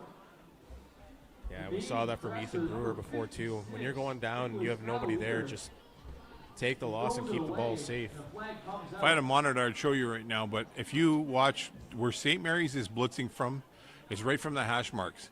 If they throw the ball to somebody running into those hash mark seams, it's wide open because the corners are taking over the far sides and the DBs are too far back. Yeah. So those seam routes right now, up the hash marks, is wide open every time. Well, I had a conversation with the St. Spirit Heights coaching staff after the semifinal on Friday night. That was one thing Dylan Wooten and Senior does really well. He throws to the routes behind the blitz. That's a way to neutralize that pressure too, right? Yep. Kader with a great kick. Oh, and it's fumbled by Mason Mazuka, but he's able to jump back on top of it. Following the return, jumps on it. Yeah, you talked about not using Martino Cochamilio as much lately. Now that you're in that traditional wing T formation, I really do think that fullback trap is there as an option. You have two D tackles and even run it as a wedge and just go straight at those two down linemen that are sitting in your A gap. Have your three interior linemen work together and just really try to find something up the middle of that O line. And then once you start to do that, and you get that fake motion in the backfield, all of a sudden things like that crisscross counter and that sweep will start to work. But you really have to establish something up the middle, because St. Mary's is just firing off the edges and trying to keep everything in the middle of the field right now. Yeah, they really have the Korah team off balance on offense, and it's so unlike the Korah offenses. And you know, we're deep into the third quarter here, and Korah needs a takeaway. There's a run. Provenzano again. Oh, the ball! Provenzano coughs up the ball. Well, it's not quite how I had it scripted, but I just said that they need it, and lo and behold, Provenzano has one pop out of his hand, and Korah has the football. So. And deep in St. Mary's territory. You know, we've seen a lot of ball security issues on special teams here so far today, just with the slickness. We talked about it coming into this game. You know, I expected a lot more fumbles today, if I was going to be honest with you, the way that it was in junior football, with the weather the way it is. So for it to be Provenzano, of all people, today, too, the guy who's dominated this game, that's a real gift for Korah, and we'll see if they can take advantage of it. Okay, so Korah on the 34-yard line. And off. Cochamilio probably gets 2 yards, perhaps. Yeah, and he tried to bounce that outside there. I don't know if he saw a man break through and just got a little bit nervous. But St. Mary's is doing a really good job just inviting pressure, inviting these runs to the outside, and they're just corralling it with great containment. For any of you who's wondering, the NASA games will not be played in Sault Ste. Marie this year, either in either loop. So they've got the bye, so the other teams will play off the host, and whoever wins will be headed there. Clark with a pass across the middle, and he's picked off. Looked like number 31 potentially. Daniel Fraser up the sideline. A flag comes out on the play. There's the flag down. I don't know if that was before or after. I did not see it until it was gone, but it's referee Corelli's flag. Well, St. Mary's dropped an interception on the earlier in this drive. We'll see if they can hang on to this one or if a flag negates it.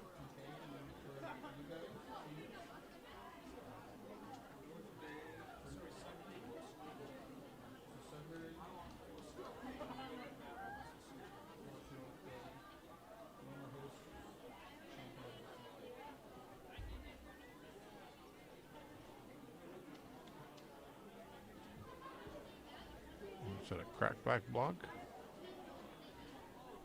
I have to listen to referee Curley.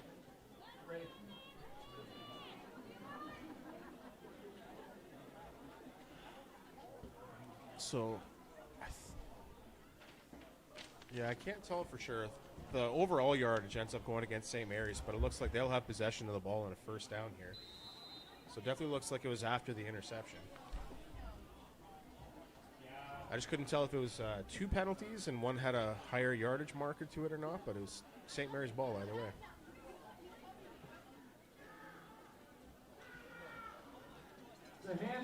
You know, at this point, Korah's got to be Coach Nisbet and Coach Brunetti and Coach Elliott over there. They've got to be telling me, they got to be saying, once the first 2 guys get in and got a hold of them, third guy in's got to be punching and ripping, right? Peanut punch, rip, something.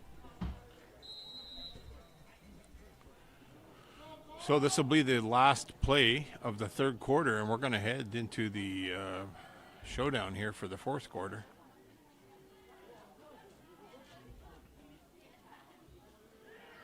Provenzano with the handoff. Tackled quickly. Provenzano, short gain on the play, can't get away from Danny Yanni. So we're going to have a brief timeout here, folks, while we flip the dish. It's the last play of the third quarter, and we'll flip the field.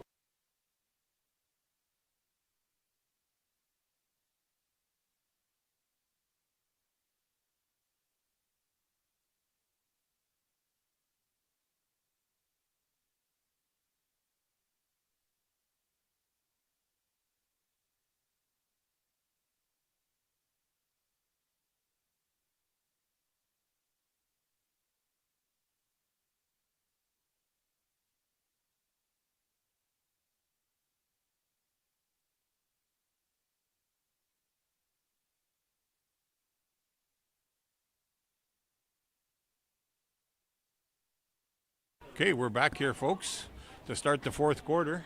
It's third down and it's like 5, I would say, John. Wonder if the handoff's going to Provenzano. It seems to be the game script that's working. No, Play action. they do a little bootleg. Oh, Volpe with a tremendous catch. Wow, I really thought James Ewell had a shot at that. And He got a piece of it, Coach. I'm telling you, that made a deflection, and Ewell's just able to focus and concentrate on that, still pull it in. Because he basketed that with his 2 arms. He did not know if that was going to get to him clean or not. Just a great catch by a young receiver. that was probably one of the best catches I've seen this year in the junior loop. That's great. The concentration, I thought Ewell was picking it, I got to be honest. So we got first down here from the 47-yard line of St. Mary's. Provenzano with the carry. Wrapped up quickly on the interior line. It's a lot better tackling on the interior line there for the Korah team. That's Cachamilio in making the tackle. Looks like Dan McYanny. Oh, sorry. And going back to that last play, too, Volpe Sagal had a big drop in the first quarter, as we mentioned earlier, and he's made up for it in a big way a couple times here today. Once with a touchdown in there with a huge first down play to keep this drive going.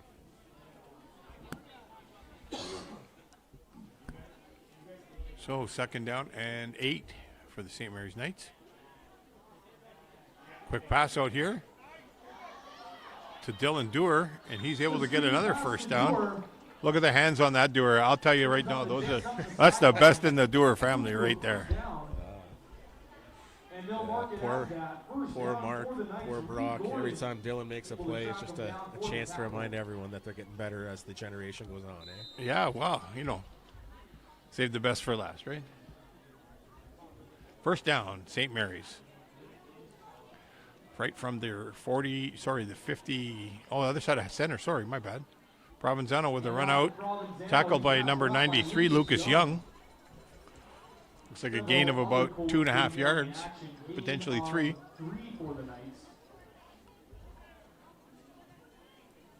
At the very least here with this drive, what you're doing well with St. Mary's, you might not get a score to this, and you might still, who knows, but you're running down the clock on Korah here by running the ball effectively and getting first downs. Oh, pretty soon I'm at the point where I'm not throwing it at all unless it's absolutely necessary. 100%.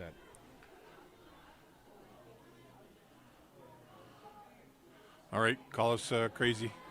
That's a swing pass out to Ashton Neufeld.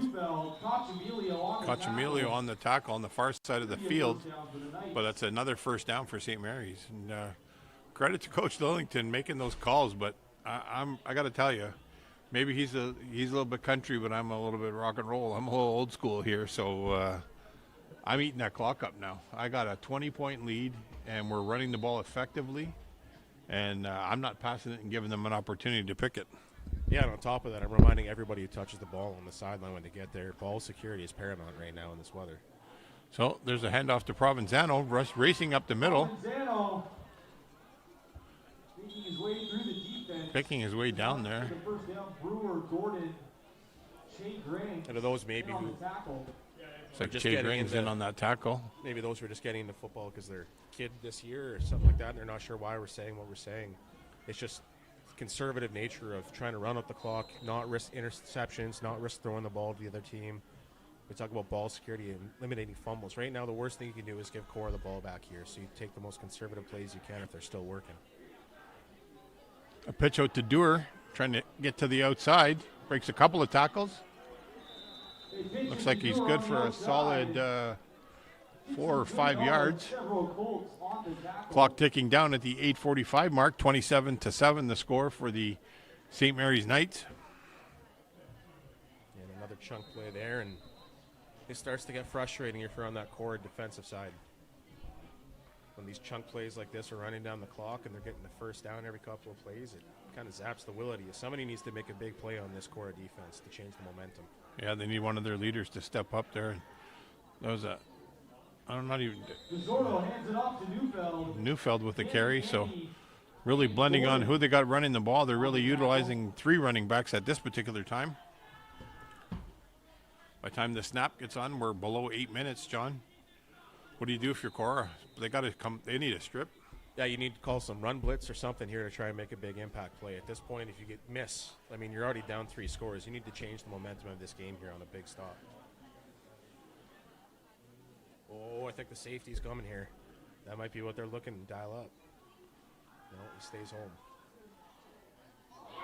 Pizzorno finds Volpe Sago. Oh, man. Oh, I don't know why. High tackle, maybe? It didn't look like one to me, Coach. Looked like he wrapped him right around the shoulder pads. Yeah. Yeah, I don't know about that one. And if that's the case, Korah's going to be pushed right back to their 1-yard line here, unfortunately. But, yeah. So, I mean, even on our replay, it definitely doesn't look like that was a foul on that tackle.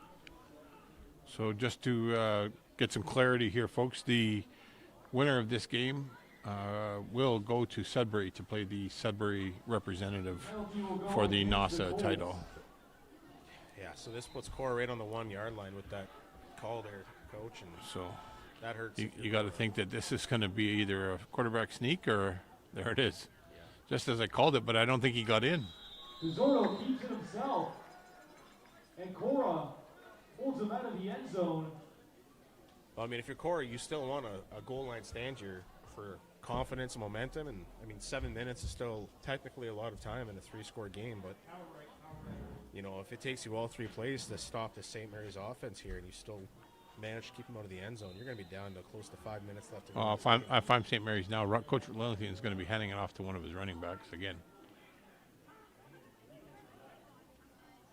And there it is, Provenzano trying to get up the middle, and he's in. That's He's in the end zone. Is that 4 touchdowns for Provenzano today? 3 for sure. 3 for sure, if not 4. Because they made the pass for the 1 touchdown, right? Yeah. And that might be his 4th one. So he had the long touchdown. He had the 11 or 21-yard scamper over there. He had the sideline tiptoe one there. I think that's number 4 here for Provenzano today. What a game. Yeah, that is number 4. What a game. And you know what? Not to say that I told you so, because you agreed with me, but I said Provenzano's the what's going down. So, and now we got Katie trying to run the extra one in. And he gets it in. So that's a 2-point conversion for St. Mary's. And John, that could be the proverbial nail in the coffin here with 6 minutes and 53 seconds to go. That's a pretty tough to score 28 points in that period of time. And you know what? We're on the verge here of one of the most historic runs in high school football ending here. Definitely the only team in Northern Ontario to ever go 4 years without a loss from 2021 to 2024 all the way through NASA. I think we tried to look into it after 2024 season to see if it was the only team in Ontario to ever do that, but definitely the only team in the NASA era to go 4 years without a loss. They got their first one this year in the regular season to St. Mary's in 2 classic regular season games where these 2 teams were neck and neck. And you have to give it to Coach Bono and his staff. They came out ready for this game. They rode their hot hand and their star player in Provenzano. And they might be on the verge of ending a 4-year a 4-year dynasty streak here for Korah. Yeah, well, 4 years ago, that was my last year of coaching. So I retired after that, and they've been on a roll ever since I retired. So, well, I mean, success has just been baked into the culture there at Korah. Every coach they've ever had has put a little bit of additional texture to that culture, and obviously, you know, it starts from the top down with Coach Annett when he came and fixed the program back in the day, but all the legendary coaches like yourself that have been there have just made this program so dominant for so long. Good scamper back here. Leighton on the return. Looks like Leighton on the return. Got just over the 40-yard line. So St. Mary's is able to finish the job here. They'd be the first champion aside from Korah and this Sault Ste. Marie Junior loop since 2019 when Superior Heights was able to do so. And I mean, you'd like to say that football is cyclical and, you know, different dynasties come and go, but I don't know if I'd ever count this Korah group out from coming back next year and figuring out the formula once again. But the St. Mary's rivalry that's developed since the pandemic, both at the junior and senior level now, has been quite fun for Sault Ste. Marie football fans. Yeah, well, look at the kids that are on the side of the St. Mary's. I remember back not too long ago, they had a solid nucleus of about 40 kids, and there's got to be 60 over there now, right? So Clark With a screen pass out to And you know, you think about what brings that. He's close to the line You to know, gain. bringing Coach Conley and Bonifero over to St. on the Mary's was a tackle. very strategic and intelligent move by that school. Oh, he's not right. They need to put him down. He got walloped really well. Then McMaster's down. We're going to send this back to the booth for a quick timeout.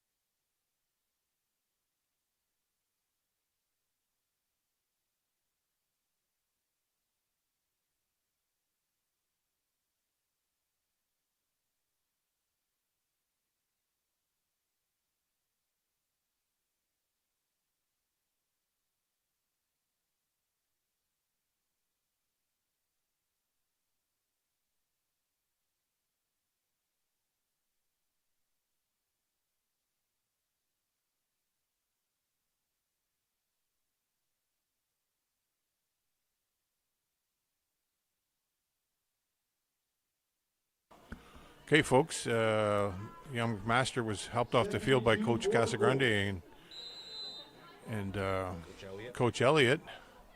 They need 2 more yards here for a first down. Handoff.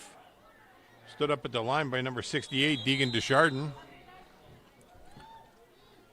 You know, we were talking about before the break, and we were talking about the growth of the St. Mary's junior program over these last couple of years. And, you know, it's never a bad move to bring in a guy like Coach Bonifero to coach your junior program and all the coaching staff he brings with him. These guys invest every summer in the young Sioux minor players in the city, and you have to know that it makes an impact. When kids are picking which school they want to go to, they're going to pick the coaches that they knew and they grew up with, and that has certainly impacted the growth of the St. Mary's junior program over the last couple of years. 100%.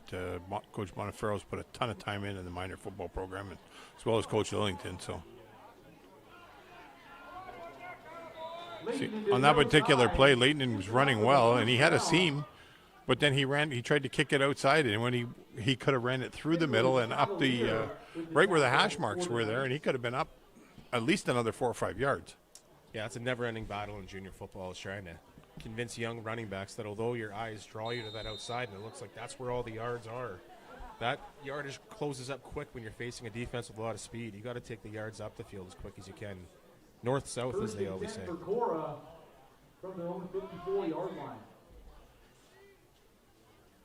Oh, somebody's right in the backfield there. He almost took the handoff.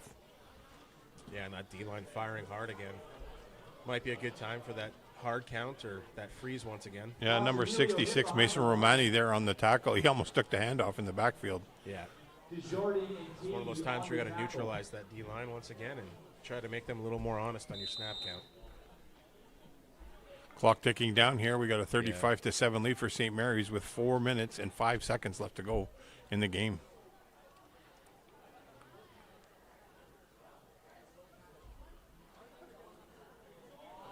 Clark finding a hole. Didn't want to get his legs taken out from him by Katie again, and he stopped and gave him the old, how's she going? Good for about 8 yards. Yeah, you could see just based on the body language what the concern was there at the end of that run. He's trying to protect his kneecaps on that, but yeah. Fool me once, shame on me. Fool me twice, shame on you.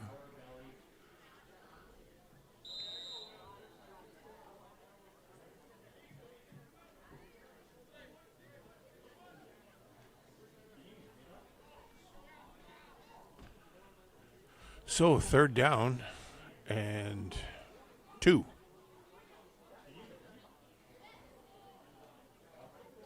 St. Mary's sending the blitz again.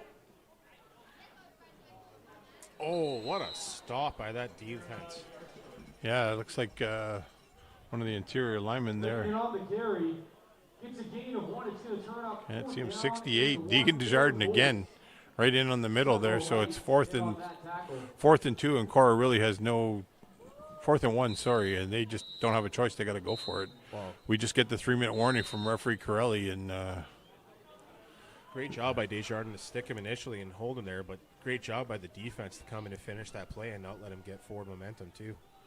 you think maybe Coach Bonferro's starting to roll some of his non-players in here. Clark on the keeper. Clark on the keeper. You got the first down inside the 39. More than enough for a first down. Well, JB, I'm going to make things a little difficult for you tonight. I'm going to let you pick the player of the game from the Korah side. Okay. I already know who I want for St. Mary's. So, Big Boss Jay is laughing because I gave you the tough assignment. I took the easy way out. No doubt. My last game of the year, I'm taking the easy way out. All right. Let me brew on that a bit.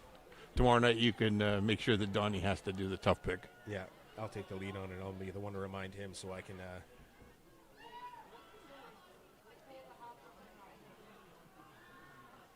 Clark back to pass, and nobody was in the area where he wanted to.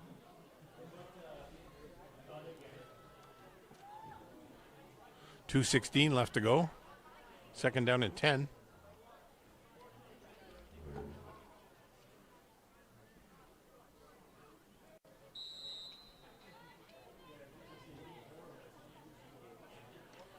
Well, we'll see what transpires here in the last couple of minutes, but Korah has an opportunity to get at least a first down here. Handoff up the middle. Got about 3 yards and tackled by one of the interior linemen again. And we got an injured timeout. We're going to send it to the booth. Soon as he gets back to his spot.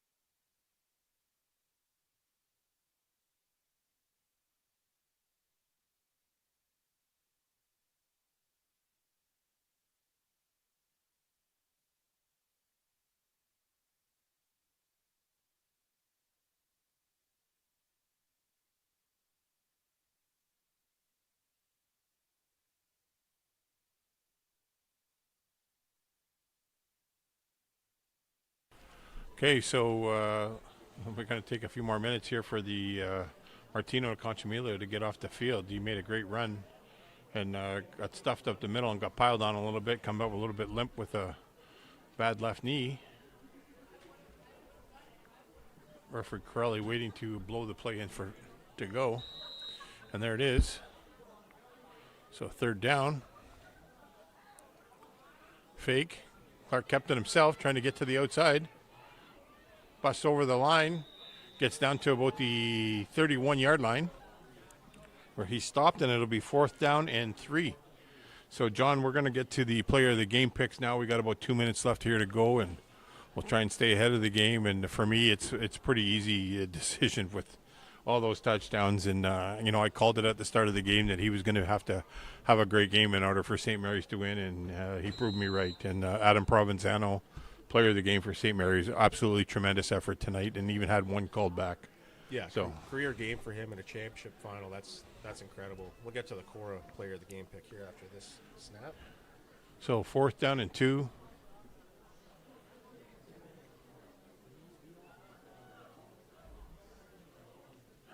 22. Leighton with the carry. Well, and as if we were timing that up on purpose, we talked about it. My pick for today for Korah, their player of the game was definitely Caleb Leighton. And to me, they tried to use him as a workhorse today. You know, St. Mary's defense was pretty tough on this run game, but a lot of the big plays that they did have on offense came from Caleb, and he did a pretty good job on special teams returning balls today too. So, you know, one of the bright spots for Korah today in a really tough matchup against the St. Mary's team that came to play. But Caleb is the name that kept popping up all throughout the game. So it's going to be first down from the 26-yard line for the Korah Colts. 1:20 to go here in the fourth quarter. Fake the handoff. Clark's trying to get wide. Being pursued and ran out of bounds right around the 24-yard line. So I just want to throw out a couple of honorable mentions as far as I'm concerned. You know, for the Korah team, Martino Cachamilo really had a strong game defensively and offensively. And then, you know, Luke Cady was a difference maker out there today again for the St. Mary's Knights. And, you know, that family's well known for producing terrific players as well, just like the Korah family with the Lajanins. So, to me, the honorable player of the game would have been Luke Cady. So, shout out to him as well. So we got 1:08 here to go. And JB, we're going to be having a change of the guard. We've had a couple of discussions, and the Korah run at the junior level will be coming to an end for the first time in a long time. So, yeah, Leighton in with a hitch pass catch from Clark. Yeah, until St. Mary's beat them in the last regular season matchup, Korah had gone more than 4 straight seasons without a loss, which was a Northern Ontario NASA record. And like I said, we tried to look into it to see if it was an all-Ontario record, too. We weren't able to confirm that or not. But, you know, quite a run. And then St. Mary's, you know, with a chance to do it in the rubber match here in the playoffs. And it reminds you of that great showdown 2 years ago in senior between these two schools as well, where, you know, it's someone finally standing up to the dynasty that is Korah. But it doesn't mean Korah is going away next year. No, not at all. Clark faked a run back. Took it about 14 yards there for a first down. Going to be marked just down at the 13-yard line of the St. Mary's Knights. And I should have looked into this coming into it, but, you know, we've all been friends with Coach Bonifero over there on St. Mary's for a long time. I don't know, is this his first ever head coaching championship in Sault Ste. Marie? I really... At this level. Obviously in Sault Minor he's won a million times, but... Yeah, I really don't know. You know, I coached against Bonifero a couple of times, and I just don't have that tucked in the memory bank. Well, either way, we're very happy for our buddy, Coach Tony Bonifero and his crew over there for St. Mary's. Shout out to all the coaches. You know, these coaches put a lot of time in, as you well know. You and I are both coaches, and you know, you get off work early sometimes, or you're for the teachers that are helping out. They get out. Coach Bonifero got his Gatorade shower. But, you know, all the coaches deserve a ton of credit for spending countless hours, you know, probably 4 hours a week every day. So 4 by 5 is 20 hours a week of volunteer time. It's not a paid position. So and you credit can't to emphasize everybody. enough, too, that it's not about winning that your kids learn under these coaches. It's overall, no matter which team they're on, there's a ton of coaches that are out there trying to make your kids better people, stronger people, more resilient, better teammates, just better humans overall. I think that's what this game does. So yeah, credit to every coach, every player for a great season, especially kudos to Coach Bonifero and his coaching staff here today.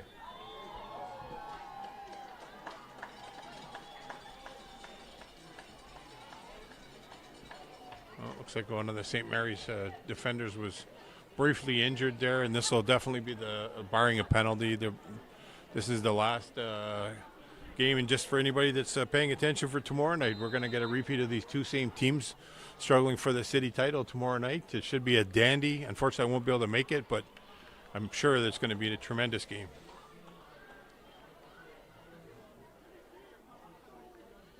So Clark back to pass.